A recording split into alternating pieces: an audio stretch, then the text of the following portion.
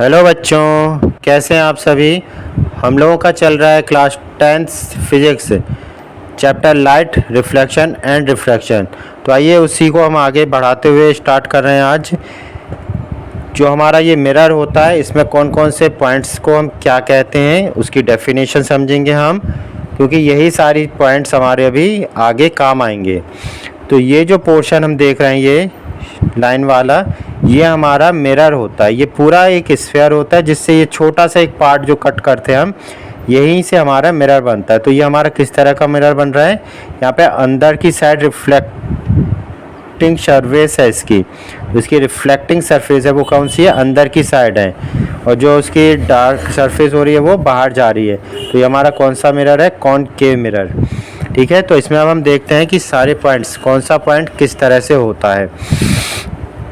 तो सबसे पहले हम देखते हैं ये जो एक सी पॉइंट है एंड एक ये पी पॉइंट है। तो जो इस मिरर के ऊपर जो पॉइंट होता है, ये हमारा पी पॉइंट, ये हमारा पोल कहलाता है।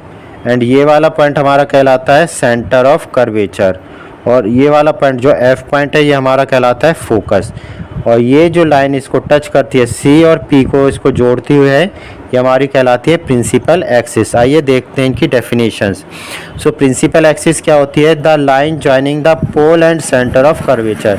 ये पोल हो गया हमारा एंड ये सेंटर ऑफ कर्वेचर हो गया, जो इसको जोड़ती है ये हमारी कहलाती है प्रिंसिपल एक्सिस।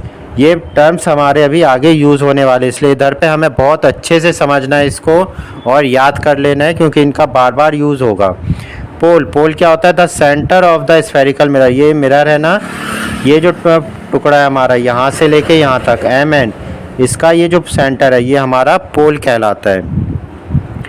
एपर्चर ये क्या होता है, ये एम एन, ये हमारा कहलाता है, it is the portion of a mirror. ये मिरर का पोर्शन होता है from which the reflection of light actually take place. यहाँ से जो हमारा रिफ्लेक्शन वगैरह होगा वो यहाँ से ही होगा। सेंटर ऑफ कर्वेचर ये क्या कहलाता है, the centre of the hollow glass sphere of which the mirror was a part.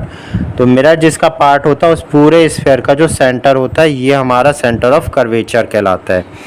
Radius of curvature क्या होता है, the distance between the pole and the centre of curvature. यानी कि यहाँ से सी से लेके पी तक की जो दूरी होती है रेडियस से, इसे हम कहते हैं आर से डिनोट करते हैं, ये हमारा क्या कहलाता है, रेडियस ऑफ कर्वेचर। फोकस क्या होता है, the point on principal axis where all the parallel light rays actually meet or appear to meet after reflection. Reflection के बाद जो भी रेज हैं वो हमारे एफ पे आके मीट करते हैं, ये हमारा पॉइंट फोकस पॉइंट कहलाता है। एंड फोकल लेंथ क्या होता है, the distance between the pole and the focus. यानी कि पोल और फोकस के बीच का जो दूरी होती है, हम इसको फोकल लेंथ कहते हैं। Relation between focal length and radius of curvature, यानी कि इस एफ में और इस आर में क्या रिलेशन होता है, तो इसमें रिलेशन होता है the focal length of a spherical mirror is equal to half of its radius of curvature. यानी कि ये जो लेंथ होती है, एफ की लेंथ होती है, पोल से लेके एफ की लेंथ, ये कर्वेचर की हाफ होती है। सो इसको हम कैसे डिनोट करते हैं, स्मॉल एफ से, small f is equals to capital R upon T 2। यानी कि ये जो रेडियस है इसका हाफ, ये हमारी फोकल लेंथ होती है। तो हमें दो तरह के मिरर्स के बारे में हम पढ़ेंगे। पहला है कन्वर्जिंग मिरर, दूसरा है डाइवर्जिंग मिरर। तो इनके काम क्या होते हैं, तो mirror that bring the parallel light rays that fall on its surface closer together is called converging mirror और कॉनकेव मिरर। तो जो हमारा कॉनकेव मिरर होता है वही हमारा कन्वर्ज करता है लाइट को। यानी कि ये हमारा कॉनकेव मिरर हो गया, यहाँ पे इस तरह से पैरेलल लाइट आई, तो इसने क्या किया, इनको यहाँ पे फोकस पे इकट्ठा किया। ये एफ फॉर फोकस होता है, हमने अभी पढ़ा था। तो यहाँ पे ये इकट्ठी हो रही हैं, तो जो लाइट को क्लोज टुगेदर कर रहा है, इकट्ठा कर रहा है, वो हमारा क्या कहलाता है, कन्वर्जिंग मिरर। डाइवर्जिंग क्या होता है, फैलाना। तो convex mirror is also called diverging mirror. तो जो हमारा कॉन्वेक्स मिरर होता है वो डाइवर्जिंग का काम करता है, because it diverge the parallel raise of light which fall on it's reflected surface. तो ये इसकी बाहर वाली रिफ्लेक्टेड सरफेस है, यहाँ पे ये पैरेलल लाइट आई, तो ये इस तरह से ये क्या हुई, डाइवर्ज हो गई। तो किस तरह से डाइवर्जिंग होती है, ये इस तरह से यहाँ पे फोकस पे मीट करते हुए महसूस लगता है, अपीयर होता है, तो यहाँ से होते हैं। तो किस तरह से ये डाइवर्ज करेंगे, ये आगे के टॉपिक्स में भी अभी हम और डिटेल में पढ़ेंगे। अभी के लिए बस डाइवर्जिंग मिरर समझिए और कन्वर्जिंग मिरर समझिए ये क्या होता है। नाउ इस चैप्टर का सबसे इम्पोर्टेंट और बहुत ही इम्पोर्टेंट टॉपिक, अगर आपको ये समझ में आ गया तो पूरा ही चैप्टर समझ में आ जाएगा। इसलिए बिल्कुल भी लापरवाही नहीं करना है, पूरा वीडियो को अच्छे से देखना है और 2-3 बार अच्छे से समझना है। अगर आपको ये चीज़ समझ में आ गई तो पूरा चैप्टर आपके लिए बहुत ही आसान हो जाएगा। जिन बच्चों को ये चीज़ समझ में नहीं आती है उनके लिए पूरा चैप्टर बहुत टफ हो जाता है समझना। सो आइए देखते हैं क्या है। रूल्स फॉर मेकिंग रे डायग्राम और बाय कॉनकेव मिरर, यानी कॉनकेव मिरर के द्वारा जो हमारी रेज से जो डायग्राम बनेंगे वो किस तरह से बनते हैं, है ना, क्योंकि उसी से हमारा कॉनकेव मिरर से हमारे रेज आएंगी और हमारी इमेज क्रिएट होंगी। तो पूरे चैप्टर में हमारा वही है, इमेज फॉर्मेशन किस तरह से हो रहा है। तो उसके लिए हमें ये रूल्स अच्छे से समझ में आना चाहिए। सो पहला रूल हमें क्या कहता है, a ray parallel to the principal axis will pass through the principal focus after reflection. तो ये हमारा मिरर हो गया, ये हमारी प्रिंसिपल एक्सिस हो गई। तो ये जो पैरेलल लाइट ना आ रही है ये हमारी कहाँ से जा रही है, ये प्रिंसिपल फोकस, ये प्रिंसिपल फोकस होता है, इससे हमारी वापस आ रही है। यहाँ से आई, इससे टकराई एंड यहाँ से वापस हो गई हमारी। ये क्या कहलाता है, हमारी रूल्स हैं फॉर मेकिंग रे डायग्राम। जो हमारा रे डायग्राम बनेगा उसके लिए रूल्स हैं ये, ठीक है ना। दूसरा क्या कहता है, a ray M N passing through the principal focus of concave mirror become parallel to principal axis after reflection. यानी कि ये जो लाइन है हमारी एम एन, ये क्या कर रही है, यहाँ से आ रही है।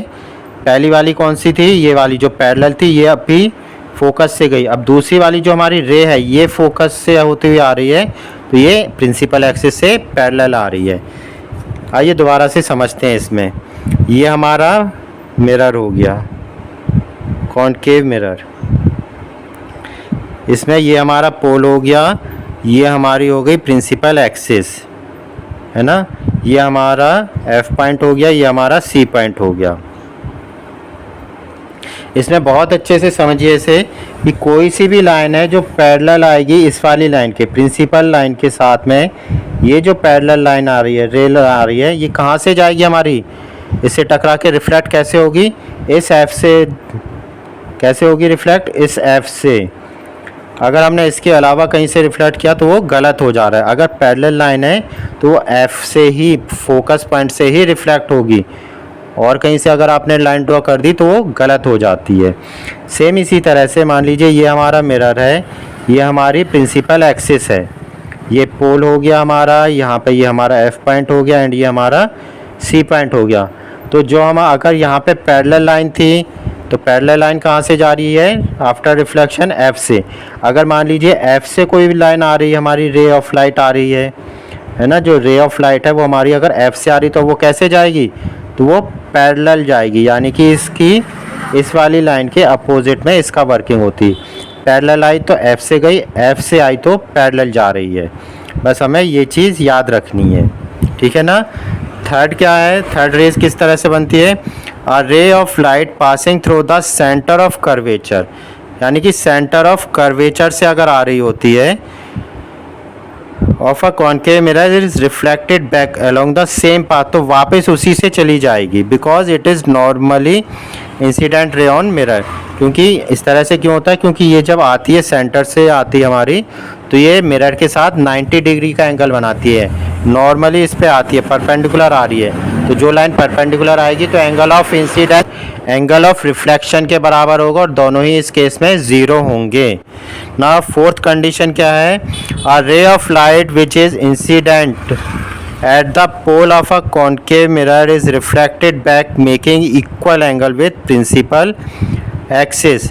यानी कि अगर कोई लाइट, हमारी ये लाइट है जो इंसिडेंट हो रही है, ये कहाँ पे हो रही है, पोल पे, है ना। तो पोल पे अगर हो रही है, इस तरह से पोल पे आ रही है, a ray of light which is incident at the pole of a concave mirror is refracted by making equal angle with the principal axis। यानी कि ये जो हमारा एंगल है वो इस वाले एंगल के, इधर वाले एंगल के इक्वल आएगा। इसको एक बार और समझ लेते हैं हम। ये हमारा इस तरह से मिरर हो गया, ये हमारा P पॉइंट हो गया, ये हमारी प्रिंसिपल एक्सिस हो गई, ये F पॉइंट हो गया, ये हमारा C पॉइंट हो गया, है ना। तो कोई भी लाइन जो C से होती हुई जा रही इस तरह से, कोई भी रे जो इस तरह से हमारी आ रही है तो वापस भी इसी तरह जाएगी, क्योंकि ये यहाँ पे angle I equals to angle R, ये दोनों ही 0 डिग्री बन रहे हैं। इसलिए नेक्स्ट जो हमारा लास्ट पॉइंट था वो क्या था, इस तरह से हमारा मिरर है, यहाँ पे ये हमारी प्रिंसिपल एक्सिस हो गई, ये हमारा P हो गया, ये F हो गया एंड ये हमारा C पॉइंट हो गया। तो कोई भी लाइन अगर इस तरह से P पोल पे आ रही है तो ये कोई ना कोई एंगल बनाएगी, तो ये सेम एंगल बनाते हुए यहाँ से वापस हो जाएगी, इस तरफ से आएगी एंड इस तरफ वापस हो जाएगी। तो ये एंगल I हो गया, ये वाला एंगल हमारा R हो गया।